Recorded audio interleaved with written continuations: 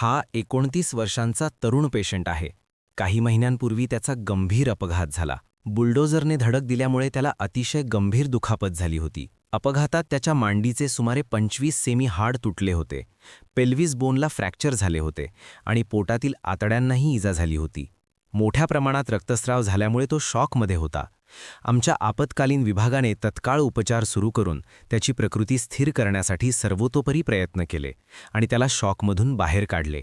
तपासणीत लक्षात आले की मांडीतील मोठा हाडाचा भाग पूर्णपणे नाहीसा झाला होता. इतर ठिकाणी पाय काढण्याचा सल्ला देण्यात आला होता.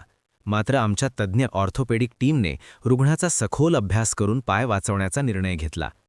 नडगीच्या हाडाचा म्हणजेच फिब्युलाचा तुकडा वापरून मांडीतील हाड पुन्हा तयार करण्याची अत्यंत गुंतागुंतीची शस्त्रक्रिया करण्यात आली.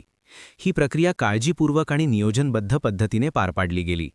शस्त्रक्रियेनंतर आयसीयू काळजी, सतत मॉनिटरिंग आणि फिजिओथेरपीच्या मदतीने रुग्ण हळूहळू बरा होत गेला. आज तो स्वतःच्या पायावर उभा आहे आणि पूर्वीप्रमाणे चालू फिरू लागला आहे. आमच्यासाठी हे केवळ उपचार नव्हते, तर एका तरुणाचे आयुष्य पुन्हा उभे करण्याची जबाबदारी होती. योग्य वेळी योग्य उपचार आणि तज्ज्ञांची टीम असेल तर कठीण परिस्थितीतही आशेचा किरण निर्माण होतो.